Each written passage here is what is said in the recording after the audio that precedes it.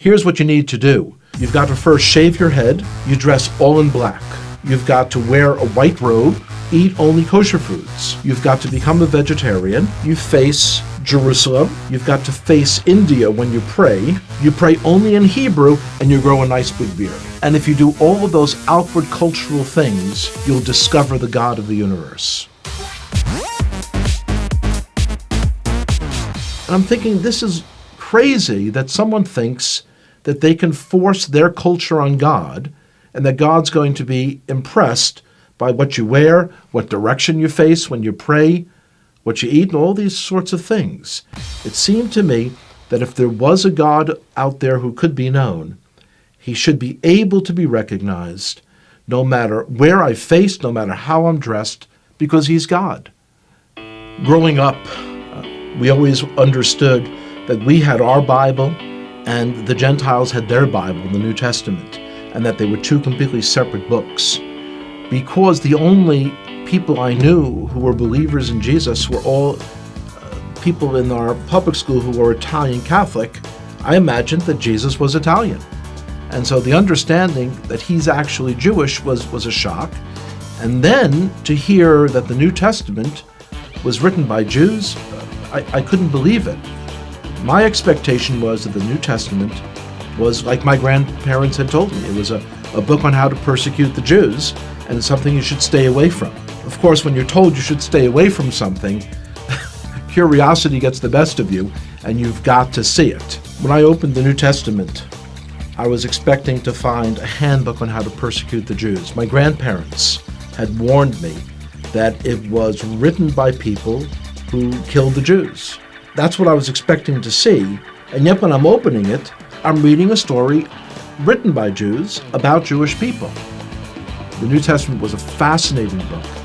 And so as I opened this book in the library, I kind of looked around, made sure that none of my friends had seen me taking a Christian Bible off the shelf. And I opened it. Here's the first sentence. It says, "This is the genealogy of Jesus the Messiah, the son of David, the son of Abraham." So 3 people are mentioned, and they're all Jewish. I was very shocked.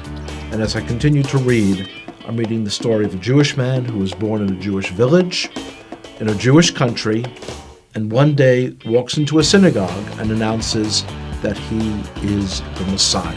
The more I read the words of Jesus, the more I became attracted to him. It was as beautiful as anything I had ever read in any other part of the Bible. As I came to faith that Yeshua, that Jesus was the Messiah, it was clear that that was the most Jewish thing I could do. This is not a person who's a renegade to our people. This is the one who was promised in our Bible, the 53rd chapter of Isaiah. It is astonishing. If you would just read that chapter, just without the Bible being around it, you would say, oh, this is some Christian Bible. This is Jesus.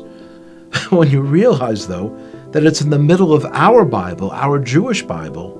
When I first came to faith, I dared not tell my father, because this is a time period in the 1970s when there were lots of gurus and cults, and he was very concerned about me getting involved in some crazy sect and going off someplace.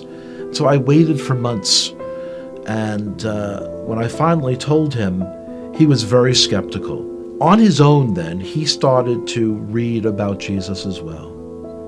About a year and a half later, I told him that the fellow who wrote one of the books that he had read, that this fellow was giving a lecture in the city in New York.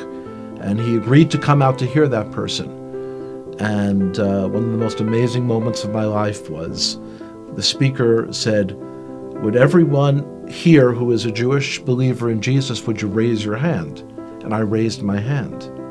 My father also raised his hand. And I looked over and I said, "Pop," he didn't say would all the Jews raise their hand. He said, would all the Jewish believers in Jesus raise their hand? And my father looked over and he said, yes, I heard what he said. The decision to come to faith in Jesus as the Messiah was not something that was a momentary lark. It wasn't something that was a passing fad. And I could see changes in myself that I knew were not from within myself. I had kind of tapped in to a truth for our Jewish people that was very powerful.